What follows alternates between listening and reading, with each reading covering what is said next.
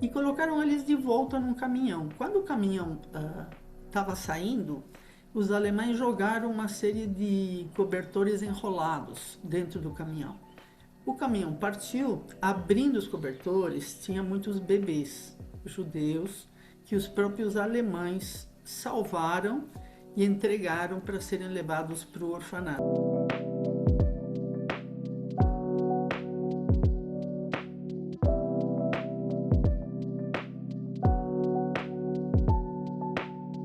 Meu nome é Leslie Marco, Kirchhausen Marco. Nasci no Peru, estou no Brasil há uns 40 anos. Minhas filhas já nasceram aqui, a minha netinha também. O Peru foi o país que recebeu a minha mãe, sobrevivente do Holocausto. Então eu e os meus irmãos nascemos lá. A minha mãe, então, ela era austríaca de Viena. E quando a guerra começou, eles fugiram para a Bélgica, os pais dela e ela. Daí ela tinha um namorado vienense que acabou emigrando para o Peru e com quem ela se inscreveu durante a guerra toda por meio da Cruz Vermelha. Eram telegramas que demoraram de 2 a 3 meses para chegar, mas eles mantiveram para manter a paixão deles, ajudou eles a sobreviver, né, de certa forma. Quando eles fogem para a Bélgica, a minha mãe vai trabalhar num orfanato de crianças judias. E os pais dela ficam num apartamento, eles são achados e são levados para o campo de concentração, né, para Auschwitz. Eles morrem em Auschwitz. Só a minha mãe sobrevive. Enfim, ela chegou no Peru, acabou reencontrando esse antigo namorado, acabou depois casando com meu pai, que era um suíço, que saiu de Zurich na época da guerra também, mas como a Suíça não participava da guerra, ele saiu tranquilo e foi para os Andes, foi trabalhar nas minas do Peru, com comunidades indígenas, aprendeu quechua, quer dizer, uma história também totalmente diferente. Eu sempre falo que ele saiu dos Alpes para os Andes, né? E, enfim, casou com a minha mãe, depois de tudo isso, teve os filhos. Meu irmão mais velho acabou indo para Harvard, hoje em dia ele é um cientista em Harvard, minha irmã no Peru é dramaturga. Enfim, cada um criou seu caminho.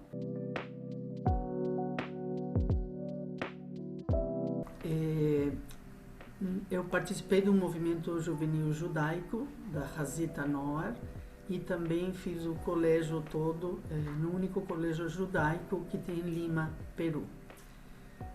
Entrei na PUC, na universidade, e comecei a estudar teatro durante 2, 3 anos, e daí ganhei uma bolsa para estudar na USP. Eu vim morar no Brasil, no primeiro momento temporariamente, depois fui ficando.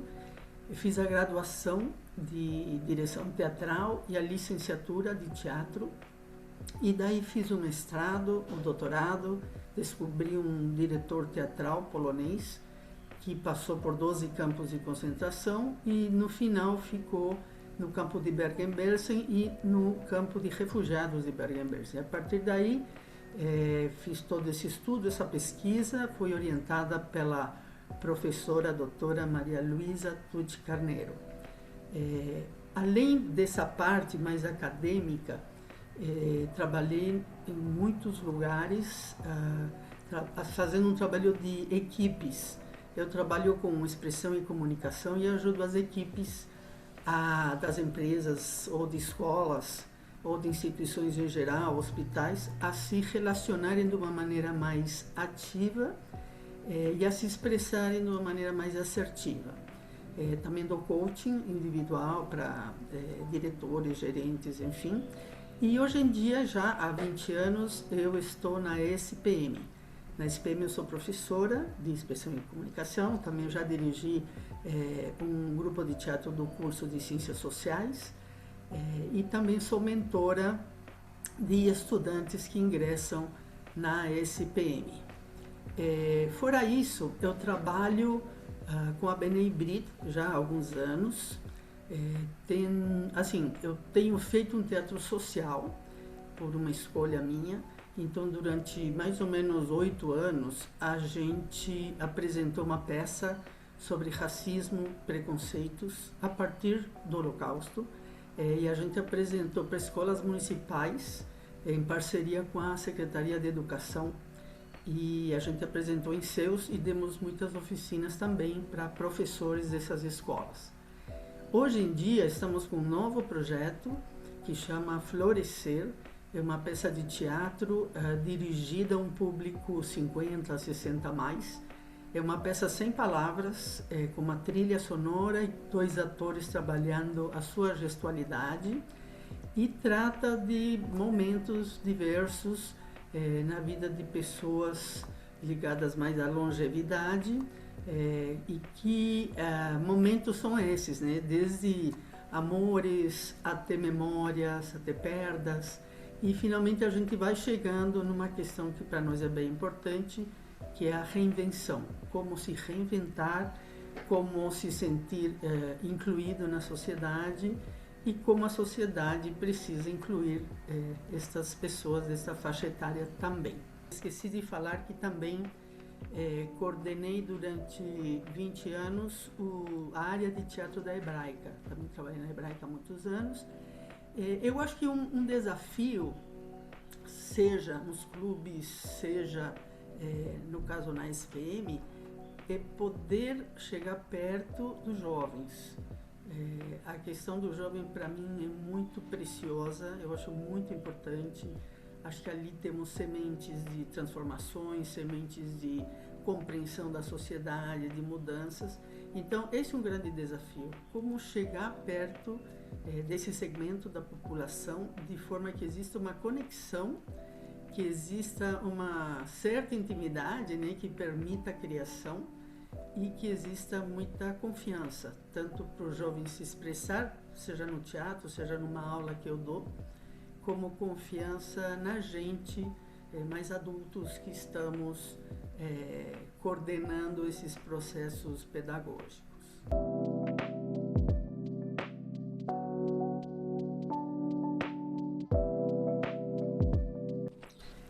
Na prática, isso acontece na medida que a peça traga elementos para o público, que o público se identifique e principalmente que lhe traga reflexões. Na medida que o público se vê refletido e ele consegue também criar reflexões sobre o assunto que a peça de teatro traz, e também depende de como ela traz, né? De uma forma que estimule o espectador a se mobilizar na direção da mudança. Eu acredito muito nisso. Muitas vezes a gente faz conversas, debates, depois das apresentações. Em outros momentos, no caso dos jovens nas escolas municipais, a gente pede que eles escrevam cartas sobre o que foi a experiência do teatro, sobre que soluções eles propõem para as questões que a peça traz, entender por onde a peça afetou eles e estimulando que eles, a partir da peça, possam se mobilizar no seu cotidiano, nas suas famílias, na escola, em busca de transformações e melhorias, né?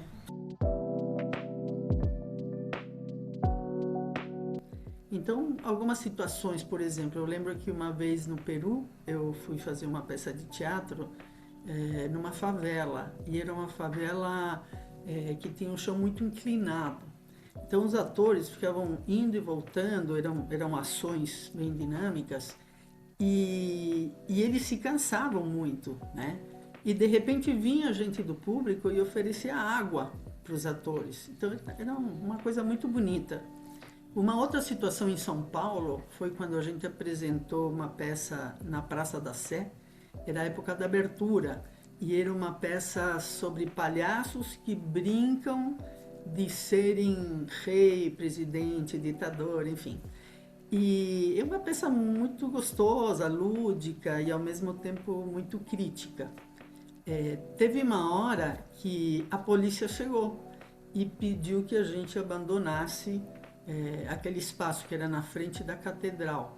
Inclusive, a gente tinha autorização da Secretaria de Cultura na época, mas mesmo assim, a polícia chegou e o público começou a se mexer, assim, evitando que a polícia entrasse na roda.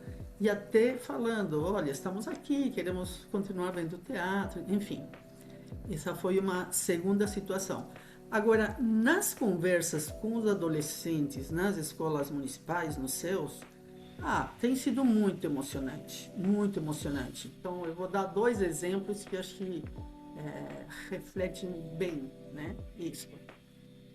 Um é quando falávamos de racismo, a gente perguntou para eles se eles se identificavam ou não, aí de repente um menino levantou a mão e disse o seguinte, gente, eu queria pedir publicamente desculpas porque eu ofendi o fulano, né?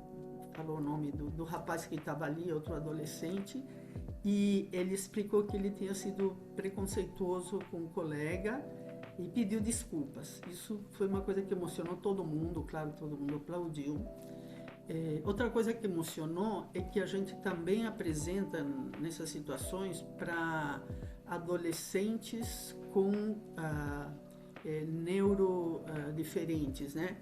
Aí tinha uma menina que tinha muita dificuldade para falar, para se expressar, estava numa cadeira de rodas e ela pediu o microfone e falou quanto ela estava emocionada com a peça, quanto estava sendo importante para ela. E depois a professora veio falar conosco dizendo, olha, essa menina nunca falou em sala de aula e de repente está falando nesse momento. Então são alguns exemplos de situações que a gente sente que consegue chegar no público de uma maneira mais ativa, mais autêntica, mais verdadeira, né?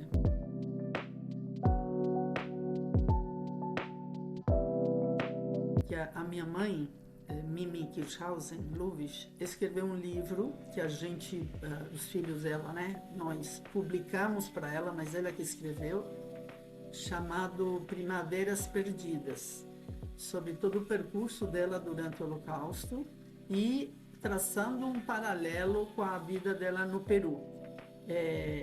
A neta que nasceu há 1 ano e 5 meses leva o nome de Haru, que em japonês significa primavera. Então, assim, para o Brasil ela se chama Aurora.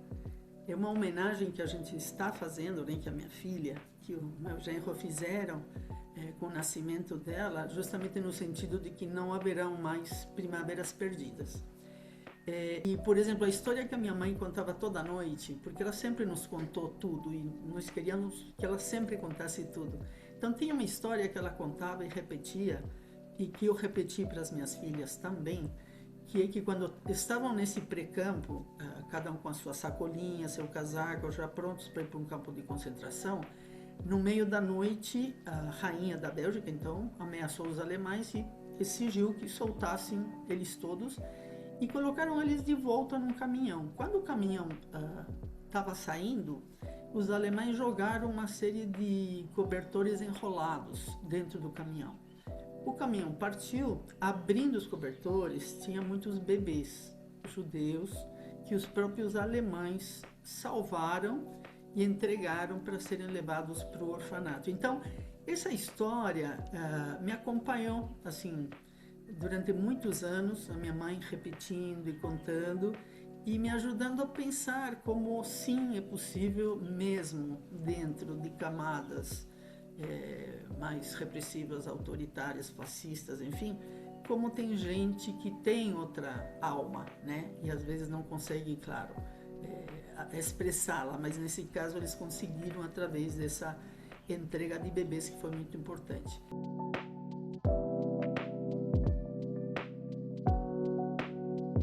Gostaria de dizer que a expressão ela é muito importante nas crianças, nos jovens, no adulto, no idoso, que a gente consiga estimular que essa expressão aflore, que a gente não censure, que a gente não conduza num mau sentido, que a gente não manipule, que a gente não imponha, inclusive, formas de expressão artística, que a gente possa estimular a qualquer ser humano, independente da idade que ele tem, a ele ser genuíno e poder dizer o que pensa do mundo. Acho que na medida que a gente consiga dizer o que pensamos do mundo, a gente vai poder construir o que pensamos para esse mundo. É um pouco isso. Acho que a expressão, seja verbal, seja artística, seja literária, ela é muito importante para sermos o que somos e para sermos respeitados pelo que somos e respeitar os outros pelo que são.